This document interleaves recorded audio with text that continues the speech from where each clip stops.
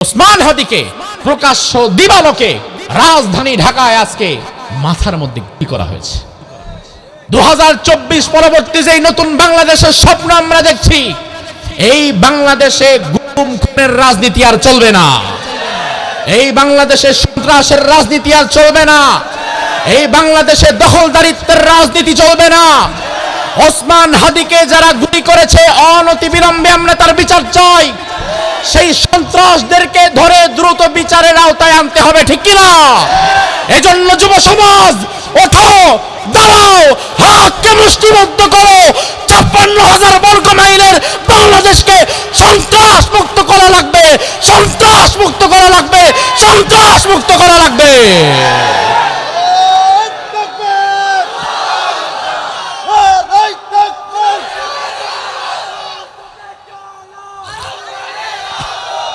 বেচারা বাঁচবে কিনা আল্লাহ ভালো জানে। আমরা এই মাহফিল থেকে আল্লাহর দরবারে দোয়া করি, আল্লাহ মেহেরবানি করে ওসমান হাদিকে সুস্থতার সাথে আমাদের মাঝে ফিরিয়ে দাও। এ দেশ ও জাতির জন্য ওসমান হাদির মতো যুবকদের দরকার আছে না নাই? অনেক দরকার, কিন্তু এটা ভারতের সহ্য হবে না, ভারতের দালালদের সহ্য হবে না, পতিত স্বৈরাচারদেরও এটা সহ্য হবে না। এক ওসমান হাদির জন্য তোমাদের এত ভয়? বিশ্বাস করো, কোরআন আমার সামনে আজ আমি বলে গেলাম, আল্লাহ না করুক ওসমান হাদির যদি আজকে মৃত্যু হয়, আগামীর নির্বাচনে একজন ওসমান হাদি না, এই যুবকদের মধ্য থেকে কোটি কোটি ওসমান হাদি তৈরি হয়ে যাবে। একজনের নিয়ে এত ভয়, তখন সামলাবা কেমনে? ওসমান হাদিরা মরে না, বিপ্লবীদের মরণ হয় না, বরং বিপ্লবীদের রক্ত থেকে আবার নতুন বিপ্লবের সূচনা হয়। আল্লাহ রাব্বুল আলামিন কোরআনুল কারীমের সূরা আলে ইমরান এই সূরার 110 নম্বর আয়াতের মধ্যে বললেন, কুনতুম খায়রা উম্মাহ, তোমরা হচ্ছে সর্বশ্রেষ্ঠ জাতি, উখরিজাত লিন-নাস, যাদের সৃষ্টি করা হয়েছে মানবতার কল্যাণে। এজন্য আপনার দ্বারা যদি মানবতার কল্যাণে কাজ না হয়, আপনার দ্বারা যদি সমাজের কল্যাণে কোনো কাজ না হয়, বরং আপনার দ্বারা যদি মানবতা ক্ষতিগ্রস্ত হয়, সমাজের মানুষ ক্ষতিগ্রস্ত হয়, তাইলে বুঝে নিবেন আপনি সৃষ্টির সেরা হতে পারেন নাই। আমার ভাই, আল্লাহ রাব্বুল আলামিন জমিনে অসংখ্য মাখলুকাত বানিয়েছেন। যদিও আমাদের দেশে একটা কথা প্রচলিত আছে, কাউকে যদি জিজ্ঞেস করেন আল্লাহ কত হাজার মাখলুকাত বানাইছেন, উত্তর হবে কত হাজার? জানেন আল্লাহ কত হাজার মাখলুকাত বানিয়েছেন? কথা কয় না। 18,000 মাখলুকাত, এটা প্রচলিত, মাশহুর, তবে সংখ্যাটা সঠিক নয়। কারণ আল্লাহ যে 18,000 মাখলুকাত বানাইছেন, এই তথ্যটা কোরআনেও নাই, এই তথ্যটা হাদিসেও নাই। এমন কোন কোরআন থেকে হাদিস থেকে এমন তথ্য দেখাতে পারবেন না যেখানে স্পষ্ট উল্লেখ করা আছে যে আল্লাহ 18,000 মাখলুকাত বানিয়েছেন। বরং কোরআন আমাদের বলে, ওয়ায়াখলুকু মা লা তা'লামুন, তিনি এত এত সৃষ্টি করেছেন যেটার সংখ্যা দুনিয়ার কাউকে আল্লাহ জানান নাই। আল্লাহ রাব্বুল আলামিন যদি আমাদেরকে সংখ্যা না জানায়, তাইলে আমরা কোত্থেকে জানলাম?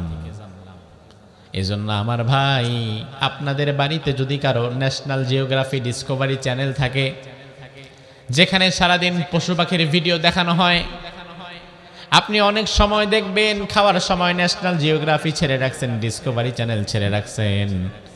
ওই সময় দেখবেন হঠাৎ করে প্রাণীতত্ত্ববিদেরা সমুদ্রের 1000 ফিট নিচে চলে গেছে, যাওয়ার পরে অদ্ভুত একটা প্রাণীর সন্ধান পাইছে, যেটারে মাছের মতো লাগে না। বিজ্ঞানীরা তখন বলবে, এই প্রাণীর সন্ধানটা আজকেই প্রথম আমরা খুঁজে পেলাম। অর্থাৎ তেমন নতুন নতুন প্রাণীর সন্ধান প্রতিদিন বিজ্ঞানীরা খুঁজে পাচ্ছে। তাইলে আপনি যে আরো 50 বছর আগের থেকে ধইরা বইসা আছেন 18,000 মাখলুকাত, আজকে যেটার সন্ধান বিজ্ঞান খুঁজে পাইছে, আপনার সিরিয়ালের মধ্যে তো ওইটার কোনো নাম্বারই নাই। কথা বুঝে না পাবলিক? তাইলে আপনি ধরে বসবেন কিভাবে 18,000 মাখলুকাত? এটা তো কোরআনেও নাই, হাদিসেও নাই। বর্তমান গবেষণার যুগ, আন্দাজি ফান্দাজি কথা বললে হবে না। আপনি যদি আন্দাজি ফান্দাজি কথা বলেন তাহলে ইসলাম মানুষের কাছে হাসির পাত্র হবে সামনে। এজন্য আল্লাহ রাব্বুল আলামিন বলেছেন ওয়া ইয়াখলুকু মা লা তা'লামুন, আমি এত এত মাখলুকাত সৃষ্টি করেছি, দুনিয়ার কাউকে আমি আল্লাহর সংখ্যাটা জানাইও নাই। এই জন্য যদি এখন থেকে আমাদেরকে কেউ প্রশ্ন করে আল্লাহ কত হাজার মাখলুকাত বানিয়েছেন, আমরা বলবো অগণিত, অসংখ্য, কারণ এটা গোনার মতো ক্ষমতা আমার নাই, ওই সংখ্যাটা আমি নিজে জানিও না। ঠিক কিনা? তবে আমার ভাই একটা কথা তো সত্যি বলে ধরে নিতেই হবে, আল্লাহ রাব্বুল আলামিন যত হাজার মাখলুকাতি বানান না কেন, যত লক্ষ মাখলুকাতি বানান না কেন, সৃষ্টির সেরা হিসাবে অন্য কাউকে প্রাধান্য আল্লাহ দেয় নাই। হাতি, ঘোড়া, বাঘ, ভাল্লুক, জিন, ইনসান, যত মাখলুকাত আল্লাহ বানিয়েছেন, সৃষ্টির সেরা হিসাবে যাদের প্রাধান্য দিয়েছেন তারা কারা? মাশাআল্লাহ, তারা কারা? সৃষ্টি জগতের মধ্যে মানুষের চাইতে দেখতে সুন্দর প্রাণী থাকতে পারে, মানুষের চাইতে শক্তি সামর্থ্য বেশি এমন প্রাণী আছে, মানুষের চাইতে বুদ্ধি বেশি এমন প্রাণীও থাকতে পারে। তবে মানুষকে আল্লাহ তাআলা আলাদা কিছু কোয়ালিটি দিয়েছে, যার ফলে আশরাফুল মাখলুকাত, সৃষ্টির সেরা হয়ে গেছে মানুষ। সুবহানাল্লাহ। তবে আবার এই তথ্য পরিপূর্ণ সঠিক নয়, তার কারণ মানুষ হলেই কিন্তু আবার সৃষ্টির সেরা হতে পারবে না। আপনি যদি ধরে বসে থাকেন মানুষ হইলেই সৃষ্টির সেরা হতে পারবে, তাইলে আপনার দাবি অনুযায়ী কিন্তু ফেরাউন সৃষ্টির সেরা, কারণ সেও মানুষ। আপনার দাবি অনুযায়ী তো নমরুদ, আবু জেহেলের গোষ্ঠীরাও সৃষ্টির সেরা, কারণ সেও তো মানুষ। তাইলে মানুষ হলে সৃষ্টির সেরা হওয়া যাবে না, বরং মানুষের মধ্যে দুটো শ্রেণী থাকবে। সূরা বাইনার মধ্যে আল্লাহ ব্যাখ্যা করে বললেন, ইন্নাল্লাযীনা আমানু ওয়া আমিলুস সালিহাতি উলাইকা হুম খায়রুল বারিয়াহ, নিশ্চয়ই যারা ঈমান আনবে, নেক আমল করবে, উলাইকা হুম খায়রুল বারিয়াহ, তারা হয়ে যাবে সৃষ্টির সেরা। কার কথা? জোরে কোন। তাহলে ঈমানদার যারা, আমলদার যারা, মুমিন যারা, তারা হবে সৃষ্টির সেরা। আবার আল্লাহ পরের আয়াতে বললেন, ইন্নাল্লাযীনা কাফারু মিন আহলিল কিতাব ওয়াল মুশরিকিনা ফি নারি জাহান্নাম খালিদিনা ফিহা উলাইকা হুম শাররুল বারিয়াহ, যারা কুফরি করবে, শিরিক করবে, মুনাফিকগিরি করবে, এই লোকগুলো হয়ে যাবে চিরস্থায়ী জাহান্নামী, আর তারা হয়ে যাবে সৃষ্টির মধ্যে সর্বনিকৃষ্ট। তাইলে আমাদের এই যাবৎকালের আলোচনা থেকে এতটুকু আমরা বুঝতে পারলাম, খালি মানুষ হলেই সৃষ্টির সেরা হওয়া যায় না, বরং সৃষ্টির সেরা মানুষ কথা ঠিক, তবে সব মানুষ না। মানুষের মধ্যে দুটো শ্রেণী আছে। একটা শ্রেণী তারা সৃষ্টির সেরা, তাদের মর্যাদা ফেরেশতার চাইতেও বেশি। আবার আরেকটা শ্রেণী তারা সৃষ্টির নিকৃষ্ট, তাদের স্থান কুকুর, বিড়াল, শূকরের চাইতেও নিম্নে। ঠিক কিনা? তার কারণ কি?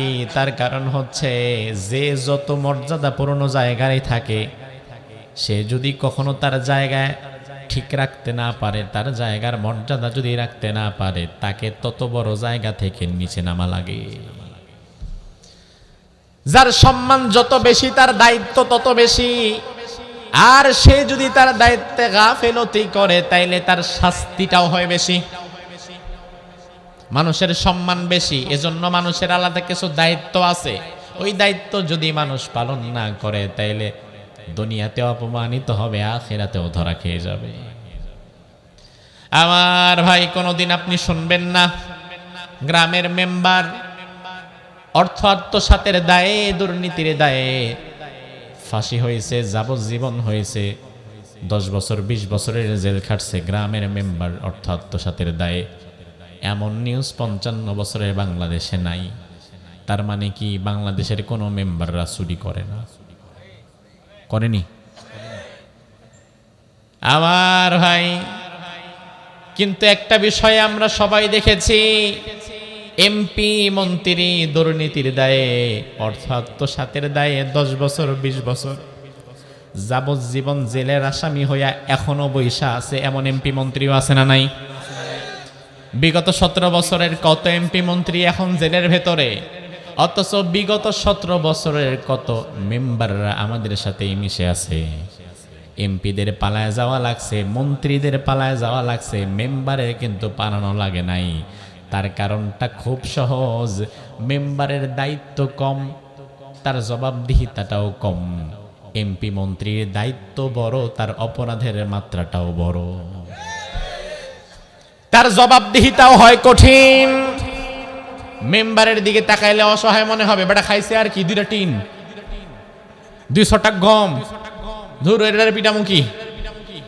এই জন্য মেম্বারদের পালায় যাওয়া লাগে না, তার কারণ তার মর্যাদা এত বেশি না।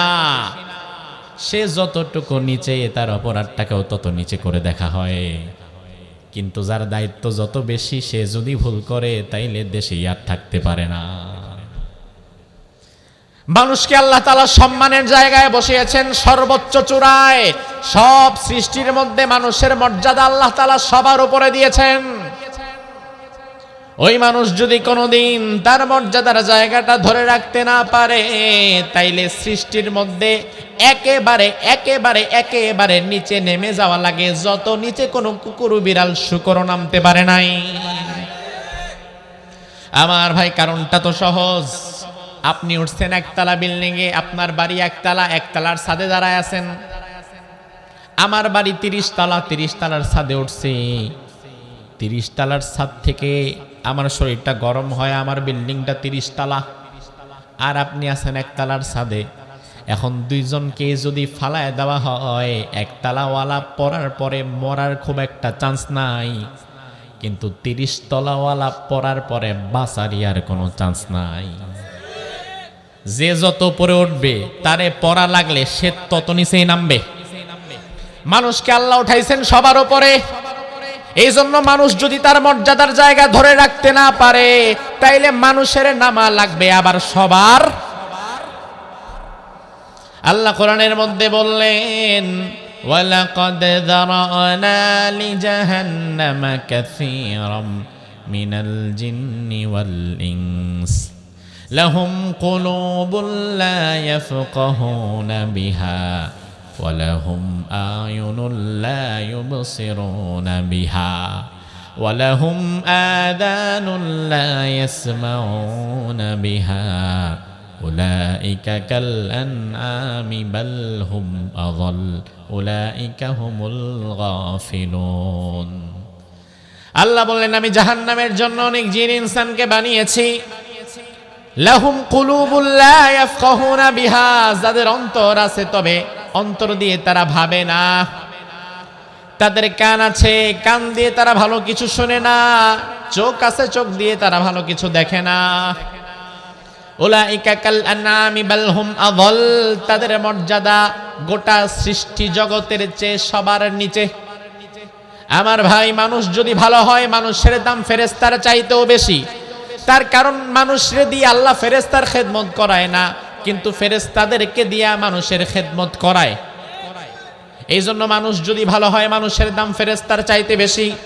আবার মানুষ যদি কোনোদিন খারাপ হয়ে যায়, ওই খারাপ মানুষের স্থান কুকুর বিড়াল শুকরের চাইতেও নিচে। কারণ কুকুর বিড়াল শুকরও এত খারাপ হতে পারে না যেটা মানুষ খারাপ হইলে হইতে পারে। কথাটা বুঝতে পেরেছেন? তার কারণ আপনাদের মিরেশ্বরায় কোনোদিন দেখছেন একটা কুত্তা 20টা কুত্তারে মেরে ফেলাইছে? কথা কয় না? দেখেছেন?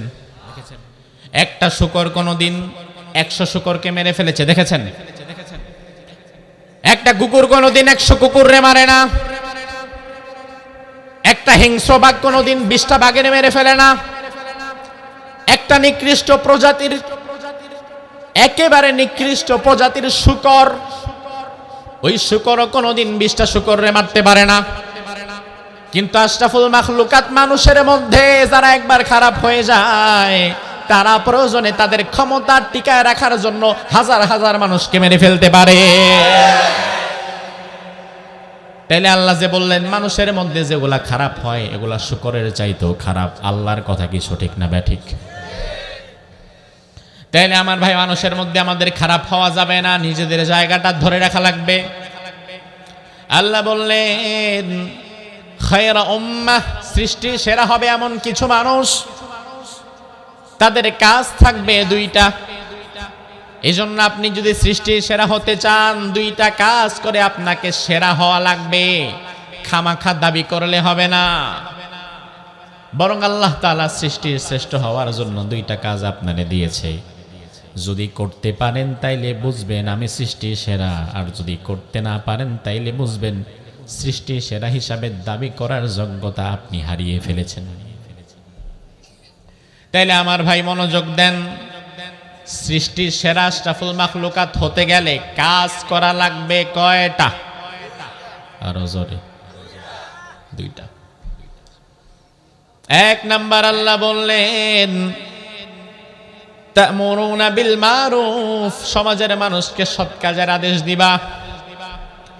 দুই নাম্বার, ওয়া তানহাউনা আনিল মুনকার, অন্যায় কাজ থেকে বাধা দিবা। বিষয়টা এমন না যে আমি অন্যায় করি না, আমার সামনে আরেকজন অন্যায় কইরা উল্টায় ফালায় আমি কিছু বলিও না। সৃষ্টির সেরা মানুষের দায়িত্ব এটা নয়, বরং সৃষ্টির সেরা মানুষ তো সেই হবে যে নিজে অন্যায় করবে না, সামনে আরেকজনকে অন্যায় করতে দিবেও না। আমি অন্যায় করব না শুধু এটা নয়, আমি অন্যায় করব না, অন্যায় করতে দিব না, আমার সামনে অন্যায় হলে আমি বাধা দেব, ঠিক কি না? এই মানসিকতা আল্লাহ একমাত্র মানুষকে দিয়েছেন। সৎ কাজের আদেশ দেওয়া, অন্যায় কাজে বাধা দেওয়া, এই দায়িত্ব শুধুমাত্র মানুষের। এই দায়িত্ব গোটা সৃষ্টি জগতে আর একটা প্রাণী দেখাতে পারবেন না যে প্রাণীর শুধুমাত্র শুধুমাত্র মানুষের আর কারণ না। আমার ভাই, মানুষের শক্তি বেশি না বাঘের শক্তি বেশি? কথা কন না। শক্তি বেশি কার, মানুষের না বাঘের? বাঘের। যে কয় মানুষের, তারে নিয়ে বাঘের সামনে ফেলা দেওয়া দরকার। আমার ভাই, শক্তিতে অবশ্যই মানুষের চাইতে বাঘের শক্তি বেশি। খালি মানুষ আর বাঘ কেন, শক্তিতে বাঘের মানুষের চাইতে গরুর শক্তি বেশি, ক্ষেত্র বিশেষ শক্তিতে মানুষের চাইতে কুকুরের শক্তিও বেশি। কারণ কুত্তা আপনারে দৌড়ানি দিলে আপনি আগে দৌড়ায় যান বাঁচান। কুত্তা আপনারে কামড় দেওয়ার জন্য তার অস্ত্র তার সাথে আছে, তবে আপনি যদি কুত্তা তাড়াতে চান আপনার অস্ত্র আরেক জায়গা থেকে আনা লাগে। ওই শক্তি আল্লাহ আপনারা দেয় নাই। গরু আরেকটা গরুর সাথে মারামারি করার সময় তার কিছুই লাগে না, তার মাথার মধ্যে অটোমেটিক অস্ত্র আছে। আপনার সাথে আরেকজনের লাগলে আপনি কোন খাড়া আইতাছে আমি দাউডা নিয়া, তারে দাঁড় করানো লাগে, জিনিসপত্র আনা লাগে। তাইলে কি বুঝলেন, সৃষ্টি জগতের মধ্যে আল্লাহ তাআলা শক্তির দিক থেকে আপনারে খুব একটা শক্তিশালী বানায় নাই। যদি শক্তিশালী হওয়া মানে সৃষ্টির সেরা হতে পারতো, তাইলে আপনি কেন হবেন হাতি? তো হয়ে যেত। কিন্তু আপনাকে আল্লাহ সৃষ্টির সেরা বানায় এমন কিছু কাজ দিছে যেটা আর কাউকে দেয় নাই। আপনি সৎ কাজের আদেশ করতে পারবেন, আপনার সামনে অন্যায় হলে আপনি অন্যায় বাধা দিতে পারবেন। এই মানসিকতাটাই আল্লাহর কাউকে দেয় নাই, এই টেন্ডেন্সিটাই কারো নাই। এজন্য আপনি মাঝে মাঝে দেখবেন ন্যাশনাল জিওগ্রাফি ডিসকভারি চ্যানেলে ছোট্ট একটা হরিণের বাচ্চা, ওই হরিণের বাচ্চাটার পেছন থেকে তাড়া করছে একটা বাঘ। ছোট্ট একটা হরিণের বাচ্চা, 2-3 কেজি মাংস হবে হয়তো তার শরীরে। ওই বাঘটা তাড়া করছে ওই ছোট্ট বাচ্চাটাকে খাওয়ার জন্য। আপনি যখন এই ভিডিওটা দেখতেছেন, ওই মুহূর্তে স্বাভাবিকভাবেই আপনার মানসিকতাটা বাঘের প্রতি না যায় হরিণের বাচ্চার প্রতি আসে। আপনিও চিন্তা করেন আর ভিডিওটা দেখেন, আহারে হরিণের বাচ্চাটা যেন বেঁচে যায়। এটাই হচ্ছে ইনসাফের মানসিকতা। কিন্তু আমার ভাই লক্ষ্য করেন, ওই যে বাঘটা হরিণের বাচ্চার পেছনে তাড়া করছে, জঙ্গলের মধ্যে ওই মুহূর্তে যদি আরো 5-7টা বাঘ থাকে তার পেছনে, ওই বাঘেরা যদি দেখে আমাদের এক প্রজাতির একটা বাঘ হরিণের বাচ্চার পেছনে দৌড়াচ্ছে, তাইলে ওই 5টা বাঘ গিয়া তারে বুঝাবে, ধরু কম খাইছস নাকি জীবনে, এটাতে ছাইরা দে, বুঝাবে। বরং ওই 5টা একসাথে দৌড়াবে, দেখি কার আগে কে খায়া হজম করতে পারে। এটা হচ্ছে পশুত্ব। অন্যায় বাধা দেওয়ার কোনো টেন্ডেন্সি আল্লাহ তাদের সফটওয়্যারে দেয় নাই। কিন্তু মনুষ্যত্ব ভিন্ন জিনিস। আপনাদের মিরসরাইয়ের বাজারে রাত যখন বেজে গেছে 11টা 12টা, চায়ের দোকানে আপনারা 10-12 জন বসে আছেন, মাত্র মাহফিল শুনে গেছেন, চা খায়া এরপরে বাড়ি যাবেন। এমন সময় যদি দেখেন একটা যুবতী মেয়ে, তার পেছনে 2টা বখাটে তারা করেছে, যুবতী মেয়েটা বাঁচার জন্য চায়ের দোকানে ঢুকে গেছে, আপনারা 10-12 জন বসে আছেন। যুবতী মেয়েটা গিয়ে যদি আপনাদেরকে বলে, ভাই আমাদেরকে বাঁচান, আমার ইজ্জতটা বাঁচান, পেছনে 2 জন বখাটে যুবক আমাকে তাড়া করেছে, আমার সম্ভ্রম নষ্ট করবে, ওই মুহূর্তে আপনারা ডানে বামে চিন্তা না করে ওই যুবতীটার ইজ্জত হরণের চিন্তা তো আসবেই না, বরং তাকে যারা তাড়া করে এই পর্যন্ত আনছে ওই 2 বখাটের দইরা বাঁধা রাখবেন। কথা কি ঠিক কিনা? এটা মনুষ্যত্ব। আর পশুত্ব হইলে আপনি আগে ভাগ বসাতেন, আর মনুষ্যত্ব হচ্ছে না, এটা অন্যায়। অন্যায় বাধা দেওয়া লাগবে, এ মজলুমকে বাঁচাতে হবে, আর জালিমরে শায়েস্তা করা লাগবে, এটা মনুষ্যত্বের দাবি। এখন আপনি যদি দেখেন আপনার সামনে অন্যায় হয়, আপনি বাধা দেন না, আপনার সামনে মজলুম কাঁদে, আপনি বাধা দেন না, বরং আপনি জালিমের দলে যোগ দিয়েছেন, আপনি জালিমের পক্ষ অবলম্বন করে মজলুমকে কষ্ট দিচ্ছেন। বোঝা লাগবে সৃষ্টি সেরা হওয়ার যোগ্যতা আপনি আগেই হারিয়ে ফেলেছেন। সৃষ্টির সেরা দাবি করলে হওয়া যাবে না, কাজ করে হওয়া লাগবে। সৎ কাজের আদেশ দেওয়া, অন্যায় বাধা দেওয়ার মতো ক্ষমতা দুনিয়ার কারো নাই, এমনকি ফেরেশতাদেরও নাই। আপনি মনে করবেন হুজুর আমি সৃষ্টির সেরা কেন হতে পারবো না? এই যে দেখেন আমার কপালে সেজদার দাগ, সেজদা দিতে দিতে কপালে কালো দাগ ফেলায় ফেলছি। ও ভাই আমার, আপনি ভুল বুঝবেন না, শুধুমাত্র নামাজ পড়ার কারণে আর সেজদা দেওয়ার কারণে কোনোদিন সৃষ্টি সেরা হতে পারবেন না। তার কারণ আল্লাহর সৃষ্টি জগতের মধ্যে আপনার চেয়ে আল্লাহরে বেশি সেজদা দেয় এমনও প্রাণী আছে না নাই? কোরআনে কারীমের মধ্যে আল্লাহ বললেন, ওয়ান নাজমু ওয়াশ শাজারু ইয়াসজুদান, তৃণলতা বৃক্ষরাজি স্টার সব আমি আল্লাহকে সিজদা দেয়। আল্লাহর একাতের মধ্যে বললেন, আলাম তারা আন্নাল্লাহা ইয়াসজুদু লাহু মান ফিস সামাওয়াতি ওয়া মান ফিল আরদ। ও বান্দা তুমি কি দেখো না আকাশ এবং জমিনে যা আছে, ইয়াসজুদু সব সিজদা দেয় কাকে? ওয়াশ শামসু সূর্য সিজদা দেয়, ওয়াল কামার চন্দ্র সিজদা দেয়, ওয়ান নুজুম তারকাগুলো সেজদা দেয়, ওয়াল জিবাল পাহাড়গুলো সেজদা দেয়, ওয়াস শাজার গাছগুলো সেজদা দেয়, ওয়াদ দাওয়াবু সব প্রাণীরা সেজদা দেয়, ওয়া কাসীরুম মিনান নাস, এরপরে কিছু মানুষও সেজদা দেয়। তাইলে মানুষ সেজদা দেয়, মানুষ নামাজ পড়ে, এই সিরিয়াল টানলেন আল্লাহ সবার পরে।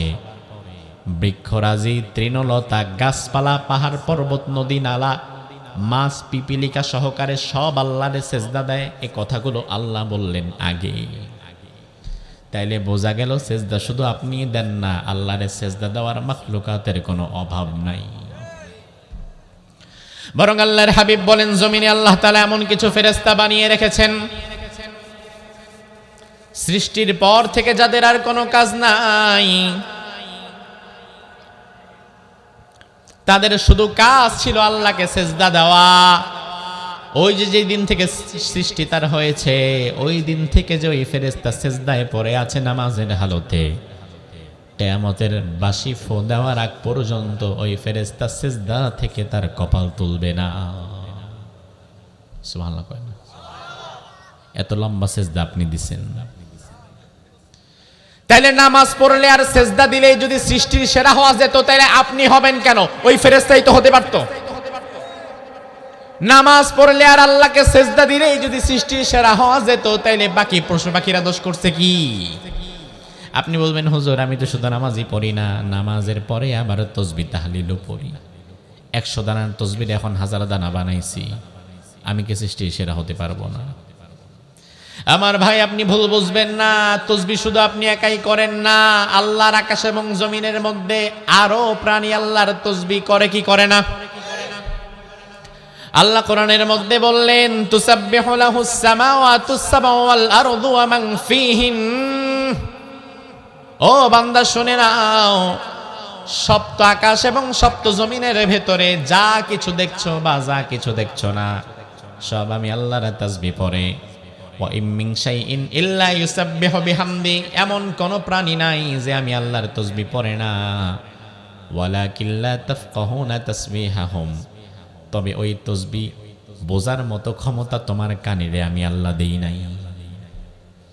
গর্তের পিপিলিকা, সমুদ্রের মাছ, পাখপাখালি, গরু ছাগল সহকারে আমাদের সামনে পেছনে যা আছে, যা দেখি আর যা দেখি না, সব পশু পাখিরা জিকির করে কার? বিশ্বাস করেন? করেন তো? এবার আপনি চিন্তা করবেন, হুজুর পিঁপড়ার জিকির তো কোনোদিন শুনলাম না, গরুর ডাক শুনি, কিন্তু গরু আবার জিকিরটা করলো কখন? আল্লাহ বলে, আরে পাগল, জিকির তো ঠিকই করে, কিন্তু বোঝার ক্ষমতা তো তোমার কানে দেই নাই। এটা হওয়াটা অস্বাভাবিক নয়। আপনি এয়ারপোর্টে দাঁড়িয়ে আছেন, মালয়েশিয়া থেকে আপনার ভাই আসবে, রিসিভ করতে গিয়েছেন, টার্মিনাল 1-এর সামনে দাঁড়িয়ে আছেন, এমন সময় দুইজন চায়না নাগরিক বের হয়েছে। চায়না দুইটা দাঁড়ায় নিজেদের ভাষায় কথা বলতেছে। চায়না ভাষা আপনি বুঝেন, চায়না ভাষা যেমন চ্যাং চুং প্যাং পু, এটাই তো চায়না ভাষা। হাসলেন আর যাই করেন, চায়না ভাষা মূলত এটাই। এবার চ্যাংসুং প্যাংপুং আপনার সামনে 2 ঘন্টা করতেছে, 2 ঘন্টা দাঁড়াইয়া চ্যাংসুং প্যাংপুং শুই না আপনি একটা কথাও বুঝতে পারছেন, অথচ এটাও তো একটা ভাষা। আবার আপনি যখন কথা বলেন চায়নার কাছে, এইটা চ্যাংসুং প্যাংপুং একই। তার মানে কি? তার মানে হচ্ছে ভাই, দুনিয়ার মানুষ এক জায়গার ভাষা আর এক জায়গার মানুষ বুঝে না। মানুষ হইয়া যদি মানুষের ভাষাই বুঝতে না পারো, তাইলে মানুষ হইয়া পশু পাখির ভাষা বুঝবা কেমনে? কিন্তু জিকির যে করে তাতে কোনো সন্দেহ নাই। আমার ভাই, তাইলে ফেরেশতারা জিকির করে, সব পশু পাখি জিকির করে, তারা সৃষ্টির সেরা নয়। সৃষ্টি সেরা হবে তারা যারা সৎ কাজের আদেশ দিবে আর অন্যায় কাজে বাধা দিবে, ঠিক না ব্যাঠিক? এই গুরু দায়িত্বটা আল্লাহ ফেরেশতাদেরকেও দেয় নাই। ফেরেশতারা অন্যায় কাজে বাধা দিতে পারে না। কোরআনে কারিমে আল্লাহ রাব্বুল আলামিন বলেন, ইন কুল্লু নাফসিন লাম্মা আলাইহা হাফিজ, প্রত্যেকটি মানুষের সাথে আল্লাহ তাআলা কিছু প্রহরী ফেরেশতা নিযুক্ত করে রেখেছে। আপনার ঘরে দারোয়ান যেমন, সিকিউরিটি গার্ড যেমন, আপনার শরীরের মধ্যেও আল্লাহ তাআলা কিছু সিকিউরিটি ফেরেশতা দিয়েছে। সুবহানাল্লাহ। আল্লাহর একাতের মধ্যে বললেন, লাহু মুআক্কিবাত মিন বাইনি ইয়াদাইহি ওয়া মিন খালফিহি ইয়াহফাযুনাহু মিন আমরিল্লাহ। ওই ফেরেশতাদের কাজ সামনে থেকে, পেছন থেকে, ভেতর থেকে, বাহির থেকে আপনাকে হেফাজত করা। অনেক সময় দেখবেন ঢাকা চট্টগ্রাম রোডে বাস ট্রাক মুখোমুখি সংঘর্ষ, ওই মুহূর্তে বাসের মধ্যে পাশাপাশি সিট পড়ছে, এক সিটের এক যাত্রী মাথায় বাড়ি লাইগা মাথা মুথা ফাইটা শেষ, মরে গেছে। আর অপর সিটে যে বসে আছে একটা আসরও লাগে নাই, বেঁচে গেছে। এমন ঘটনা আছে না নাই? তার তাকদীরে মৃত্যু ছিল, এই জন্য ফেরেশতা তখন তাকে হেফাজত করে নাই। তবে যার তাকদীরে মৃত্যু ছিল না, ফেরেশতা তখন তাকে হেফাজত করেছে। সুবহানাল্লাহ। তাফসীর ইবনে কাসির প্রণেতা বলেন, আমাদের মাথা থেকে পা পর্যন্ত ভেতরে বাহিরে আল্লাহ কিছু ফেরেশতা দিয়ে রেখেছেন। এজন্য আমার ভাই, আপনি দেখবেন মাছে ভাতে বাঙালি আমরা যখন মাছ খেতে যাই, জীবনে মাছ খাইছেন আর গলায় জীবনে কাটা বিধে নাই এমন আল্লাহর ওলি কয়জন আছেন? মাছ খাইছেন তো জীবনে কোনো না কোনো দিন কাটা বিধছেই। আমার ভাই, যখন আমাদের কাটা বিধত আগে ছোটবেলায়, আমাদের মাছ চাষিরা একটা ওষুধ দিত, দামি কোনো ওষুধ না, ভাতটারে দলা বানাইতো, গোল বানাইতো, মুখের মধ্যে ঢুকায় কইতো গিলা ফালা, চাবাবি না। আপনাদেরও দিত? হ্যাঁ। ও তাহলে ডাক্তার তো কমন। তার কারণ কি? তার কারণে ভাতের দলার ধাক্কায় যেন কাঁটাটা নিচের দিকে নেমে যায়। আমার ভাই, এবার মজার একটা বিষয় লক্ষ্য করেন, কাঁটাটা যখন আমাদের গলায় বিদ্ধ, সব সময় আপনি দেখবেন এই যে 4 আঙ্গুল গলা, কাঁটা বিধে সব সময় 1-1.5 আঙ্গুলের ভেতরে, বাকি নিচের দিকে কোনোদিন কাঁটা বিধে না। ওপর দিকে যখন কাঁটাটা বিধে হয়রান হয়ে যান, বারবার ভাতের দলা খান, পানি খান, যখন দেখেন ঢোক গিলার পরে কাঁটাটার গলার উপরে বিধে না, তখন আপনি আবার প্রশান্তি পান। অথচ আপনি কি লক্ষ্য করে দেখেন নাই, গলার মধ্যে জায়গা আছে 4 আঙ্গুল, আর গলা থেকে নিয়ে পাকস্থলী পর্যন্ত জায়গা আছে 1 হাত। গলার মধ্যে যেই কাটা বিধে, এই কাটা কোনোদিন গলার নিচে কিন্তু বিধে নাই। এই কাটা কোনোদিন আপনার পাকস্থলীতে ডানে বামে গিয়ে কোথাও দেয় নাই। গলা থেকে নিয়ে পাকস্থলী পর্যন্ত খাদ্যনালীটা একবারে স্ট্রেইট না, পেঁচানো পেঁচানো নারীর ভেতর দিয়ে খাবারগুলো যায়। ওই ধারালো কাটাটা কোনোদিন আপনার নারী ভুঁড়িতে ডানে বামে বিন্ধে নাই।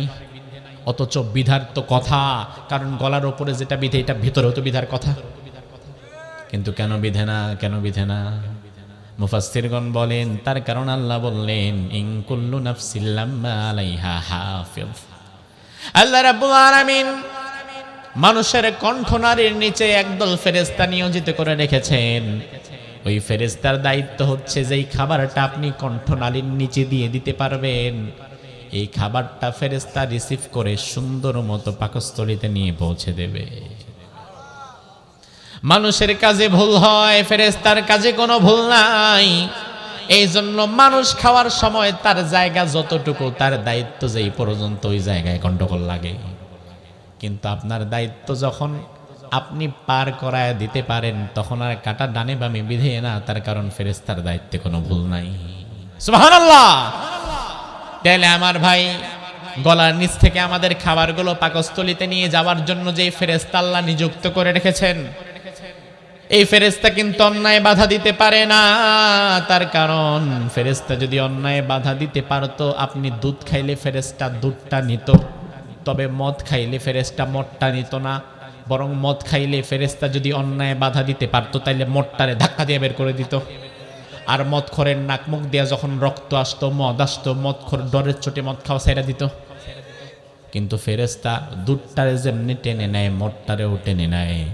তার কারণ অন্যায় বাধা দেওয়ার মতো ক্ষমতা আল্লাহ তাআলা ফেরেশতারেও দেয় নাই। ফেরেশতার মধ্যে অন্যায় বাধা দেওয়ার ক্ষমতা নাই, তাকে আল্লাহ রোবটিক সিস্টেমে বানিয়েছেন। যে কাজ দিছি এটাই করা লাগবে।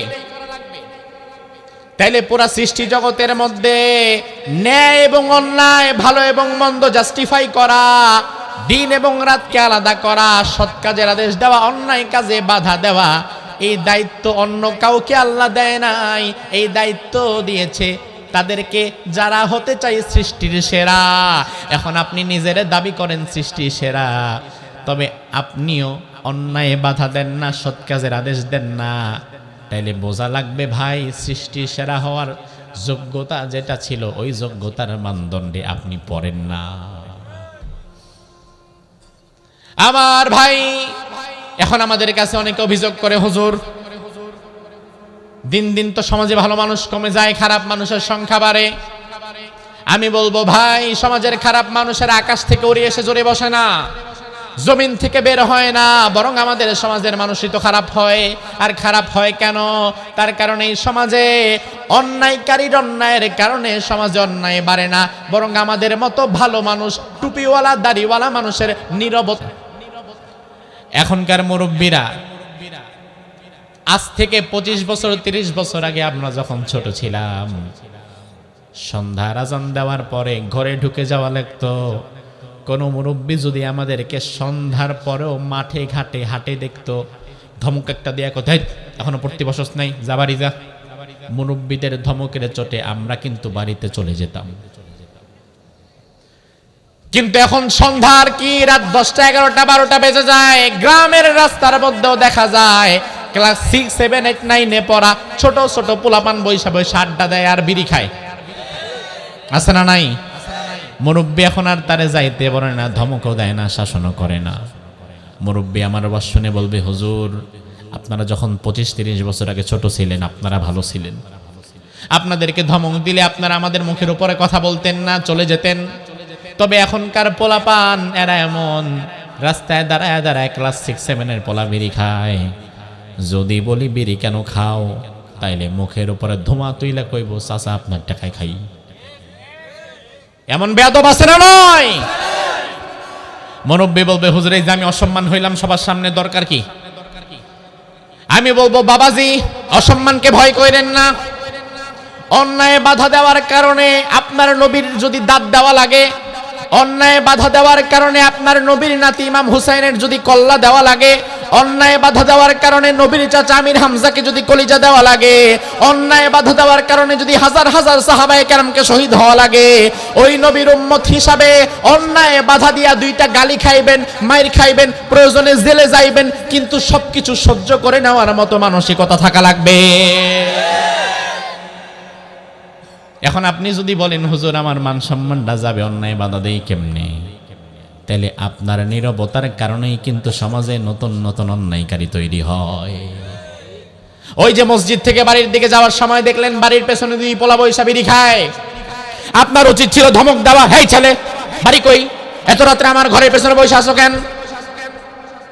তাহলে ওই দুই ছেলে মনে করতো চাচার মেজাজ খারাপ, এখানে বসা যাবে না, পরের দিন থেকে কিন্তু আর আসবে না।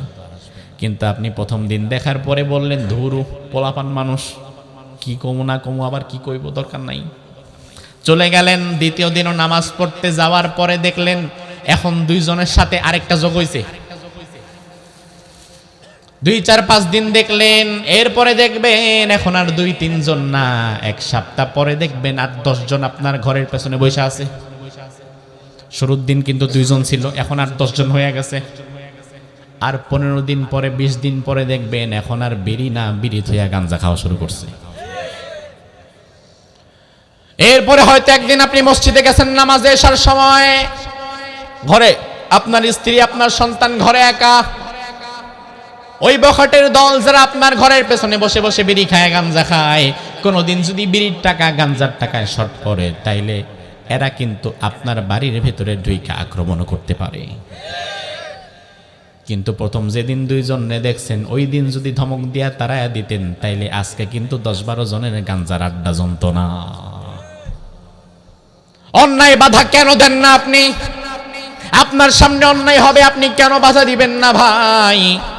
অন্যায় যদি বাধা না দেন নিজে নিজে আমল করে জান্নাতে যাওয়া যাবে না।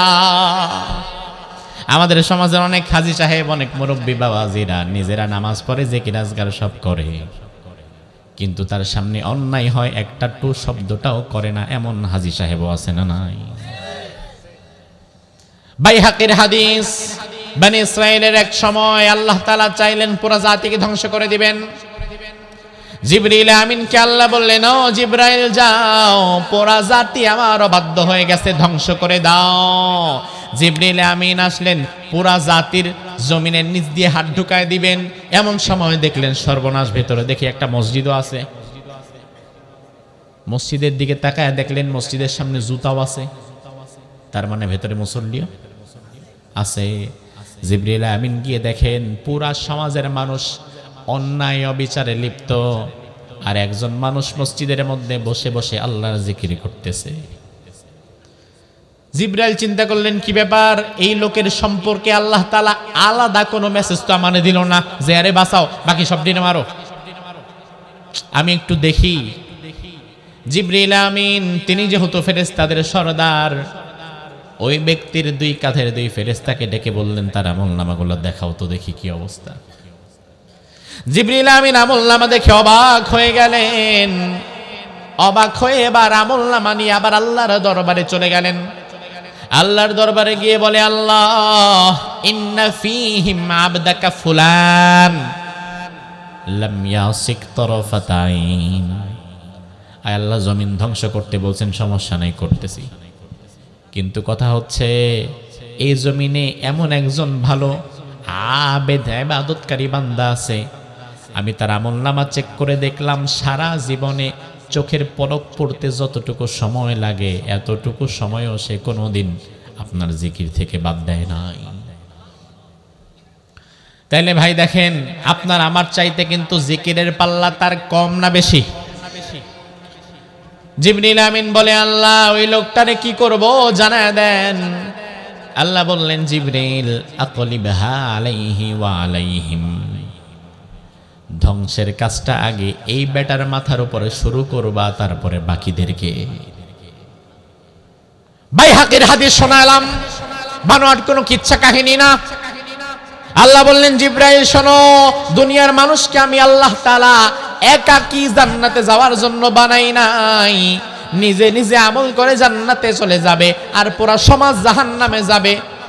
এজন্য দুনিয়ার মানুষকে আমি আল্লাহ বানাই নাই। তার দায়িত্ব ছিল নিজেও ভালো পথে চলা, বাকিদেরকে ভালো পথে ডাকা, নিজে হারাম কাজ না করা, অন্যায় না করা, বাকিদেরকে অন্যায় করতে না দেওয়া। কিন্তু এই বান্দা সারা জীবন অন্যায় থেকে কাউকে বাধা দেয় নাই। এই জন্য ধ্বংসের কাজটা আগে তার মাথার উপর দিয়ে করবা, তারপরে বাকিদের করবা। এবার হাজী সাহেব, আপনি আপনার দিকে তাকান। মসজিদের মধ্যে নামাজ পড়ে, ফজর পড়ে, সুন্নত পড়ে, তাসবিহ তাহলিল সব করতে করতে মুখে ফেনা তুলে ফেলে, অথচ মসজিদের সামনে অন্যায়ভাবে চাঁদাবাজি করা হচ্ছে, মসজিদের সামনে দুর্বলকে মারা হচ্ছে, মসজিদের সামনে অসহায় মানুষের উপরে জুলুম করা হচ্ছে। হাজী সাহেব বের হয়ে একটা কথাও বলে না, ধমকও দেয় না, মজলুমের পক্ষে একটু দাঁড়ায়ও না। এমন হাজী সাহেব সমাজে আছে না নাই? কেন হাজী সাহেব? অন্যায় থেকে বাধা দেওয়া না আপনার মূল দায়িত্ব ছিল। অন্যায় থেকে বাধা যদি না দেন, আল্লাহ যদি আযাব গজব দেয়, তাইলে সমাজে যারা ভালো মানুষ আল্লাহ তাআলা আগে তাদের ধ্বংস করবে। কেন তারা অন্যায় থেকে জাতিরে ফেরায় নাই? আমার ভাই, অন্যায় থেকে বাধা না দেওয়া এটা এমন ভয়াবহ অপরাধ। আল্লাহর হাবিব হাদিসের মধ্যে বলেন, ভয়ঙ্কর একটা হাদিস। আমি আমার জীবদ্দশায় যত ভয়ঙ্কর হাদিস পড়েছি, এর মধ্যে এখন যে হাদিসটা বলবো এটা অন্যতম ভয়ঙ্কর একটা হাদিস। আল্লাহর হাবিব বলেন, হাদিসের শব্দগুলো লক্ষ্য করেন। বিশ্বনবী বলেন, ওয়াল্লাযী নাফসি বিয়াদিহি লাতা'মুরুন্না বিল মারুফ ওয়া লাতানহাউন্না আনিল মুনকার আও লায়ুশিকান্নাল্লাহু আন ইয়াবাসা আলাইকুম আযাবাম মিনহু সুম্মা তাদউনাহু ফালা ইউস্তাজাবু লাকুম। বিশ্বনবী বললেন, উম্মতেরা শুনে নাও, যেই সত্তার হাতে আমি নবীর প্রাণ, ওই আল্লাহর কসম আমি নবী করে তোমাদেরকে বললাম, অবশ্যই তোমরা সৎ কাজের আদেশ দিবা আর অন্যায় কাজ থেকে বাধা দিবা। এটা যদি না করতে পারো, অন্যায় থেকে যদি তোমরা বাধা দিতে না পারো, যেই জাতি সৎ কাজের আদেশ করে না, অন্যায় কাজে বাধা দেয় না, ওই জাতির মাথায় আল্লাহ এমন ভয়াবহ জালিমরে চাপায়া দেয়, ওই জালিম এসে তখন তাদের উপরে জুলুম করা শুরু করে। আর ওই মানুষগুলো তখন জুলুম থেকে বাঁচার জন্য আল্লাহর দরবারে কাঁদে আর দোয়া করে। আল্লাহ বলে, লাভ নাই, ফালা ইউস্তাজাবু লাকুম। অন্যায় থেকে যারা বাধা দেয় না, তারা যদি মজলুম হয়ে দোয়াও করে, তাদের দোয়াও আমি আল্লাহর শুনি না। কত বড় ভয়ঙ্কর হাদিস! অন্যায় থেকে বাধা যদি না দেওয়া হয়, তাইলে আমাদের মাথায় আল্লাহ জালিম চাপায়া দেয়। ওই জালিম জুলুম করলে বাঁচার জন্য দোয়া করলেও আল্লাহর দোয়া কবুল করে না। আমার ভাই, বিগত 17 বছর আমাদের মাথায় যদি কোনো জালিম স্বৈরাচার চেপেই থাকে, তাইলে বুঝবেন এটা হয়েছে কেবলমাত্র সৎ কাজের আদেশ দেওয়া আর অন্যায় থেকে বাধা না দেওয়ার কারণে। এটা আমাদের পাপের ফল। কথা কি ঠিক কিনা? এটা আমাদের পাপের ফল। বিগত 17 বছরে অন্যায় কাজে বাধা দিয়েছেন কয়জন? সৎ কাজের আদেশ দিয়েছেন কয়জন? বরং আমরা দেখেছি, জালিম যখন এক শ্রেণীর লোককে মারত, বাকি দেশ ও জাতির কোটি কোটি মানুষ দ্বারা তামাশা দেখত, মনে করত তারে মারলে আমার কি। আমার ভাই, 2013 সালের 5ই মে শাপলা চত্বরে হাজার হাজার আলেমদেরকে দুনিয়া থেকে বিদায় করে দেওয়া হলো। কত শত আলেমের কোনো হদিস এখনো পাওয়া যায় নাই। 2013 সালের 5ই মে শাপলা চত্বরে যে হত্যাযজ্ঞ চালানো হলো, ওই সময়ে গোটা দেশের 18 কোটি মানুষ শুধু টিভির পর্দায় দৃশ্যটা দেখছে। কিন্তু উচিত ছিল প্রত্যেক জেলা থেকে লক্ষ লক্ষ মানুষ প্রতিবাদ করবে, কিন্তু এটা করে নাই। তার কারণে মানুষগুলো ভেবেছিল, হুজুররা মায়ের খাইছে, তাই আমার কি। চিন্তা করছে, হুজুর মায়ের খাইছে, তা আমার কি, আমার তো কারো কোনো ক্ষতি হয় নাই। অথচ কেন হুজুর কি তোমার দেশের নাগরিক না? হুজুর কি মানুষ না? শাপলা চত্বরে 2013 সালে শত শত আলেমদেরকে যখন মারা হলো, ওই সময়ে উচিত ছিল গোটা বাংলাদেশ থেকে লক্ষ লক্ষ মানুষের একসাথে রাস্তায় নেমে পড়া। ওটা না কইরা তুমি শুধু কইছো হুজুর মার খাইছে তাই আমার কি। আল্লাহ কয় হুজুর মার খাইছে তোমার কিছু না, তুমি অন্যায় বাধা দিবা না, ঠিক আছে সমস্যা নাই, জালিমরে বসায়া দিলাম আরো 10 বছর, এবার গোষ্ঠী সুদ্ধা সবাই মাইর খা। এজন্য বিদায় হওয়ার সময় আপনি দেখছেন, বিদায়ের সময় জালিম শুধু টুপিওয়ালা দাড়িওয়ালারই মারে নাই, স্কুলের ছাত্র, কলেজের ছাত্র, প্রাইমারির ছাত্র, নার্সারির ছাত্র, এমনকি মায়ের কলেজে বাচ্চা ঘুমায়া ছিল, ছাদের উপরে ছিল, ওই বাচ্চারেও হেলিকপ্টার থেকে গুলি করে মারছে। এই দৃশ্য দেখা লাগতো না? ওই বাচ্চার মরা লাগতো না? ওই নার্সারির ছেলের মরা লাগতো না? ওই কলেজ ইউনিভার্সিটির ছেলেগুলার মরা লাগতো না? ছাত্র আন্দোলনে এই শত শত মানুষকে শহীদ হওয়া লাগতো না? মরে যাওয়া লাগতো না? যদি 2013 সালের 5ই মে শাপলা চত্বরের ঘটনার পরে আপনি চিন্তা করতেন অন্যায় করা হয়েছে, অন্যায় বাধা দেওয়া লাগবে, অন্যায়কে সমর্থন করব না, এর প্রতিবাদে 2013 সালের 5ই মের পরের দিন 6ই মে যদি লক্ষ লক্ষ মানুষ আপনারা অন্যায় বাধা দিতে রাস্তায় নেমে যেতেন, জালিমের পতন সেদিনই হয়ে যেত।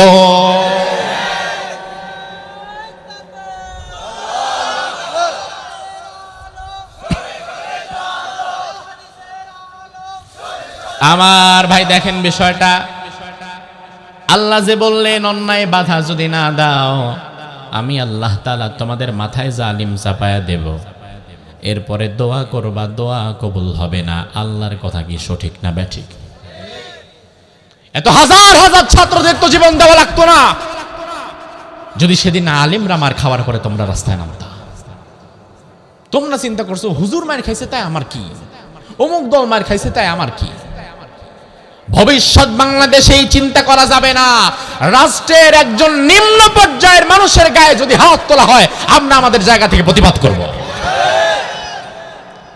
আজ 24 পরবর্তী বাংলাদেশে আমরা পেলামটা কি? গতকাল মাত্র নির্বাচনের তফসিল ঘোষণা করা হলো। আদৌ নির্বাচন কবে হবে, হবে কিনা এটা আল্লাহ ভালো জানে। মাত্র একটা তফসিল ঘোষণা করা হয়েছে, আর এর মধ্যেই সন্ত্রাস আর খুনের রাজনীতি শুরু হয়ে গেছে। ওসমান হাদি এমন এক যুবকের নাম, 2024 পরবর্তী যেসব যুবকদেরকে নিয়ে আমরা আশাবাদী, যাদেরকে নিয়ে আমরা স্বপ্ন দেখতে পারি, এর মধ্যে ওসমান হাদি অন্যতম একজন। হয়তো তার সাথে আপনার অনেক চিন্তার পার্থক্য থাকবে, তার সাথে আপনার অনেক মত পার্থক্য থাকবে, চিন্তার ভিন্নতা থাকবে, রাজনৈতিক মতাদর্শের ভিন্নতা থাকবে, তার সব কথা হয়তো আপনার ভালো লাগবে না। তবে বিশ্বাস করেন, দেশপ্রেমের প্রশ্নে অনেক টুপিওয়ালা দাড়িওয়ালার চাইতে ওসমান হাদিরা এগিয়ে থাকে। আর সেই ওসমান হাদিকে প্রকাশ্য দিবালোকে রাজধানী ঢাকায় আজকে মাথার মধ্যে গুলি করা হয়েছে। বেচারা বাঁচবে কিনা আল্লাহ ভালো জানে। আমরা এই মাহফিল থেকে আল্লাহর দরবারে দোয়া করি, আল্লাহ মেহেরবানি করে ওসমান হাদিকে সুস্থতার সাথে আমাদের মাঝে ফিরিয়ে দাও।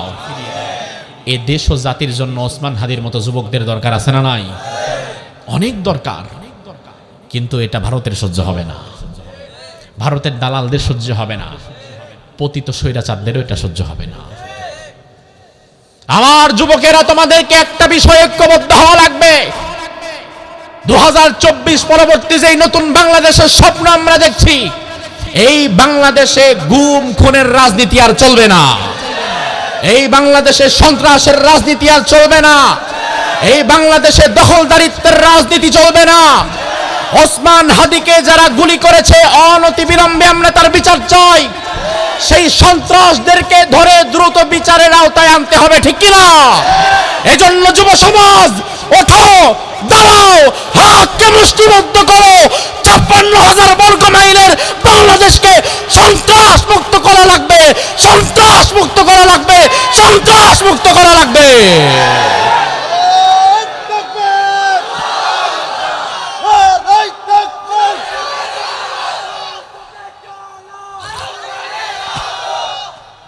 তার কারণ আমার ভাইরা, যে দেশের পক্ষে কথা বলে তার পক্ষে আমরা আছি না নাই?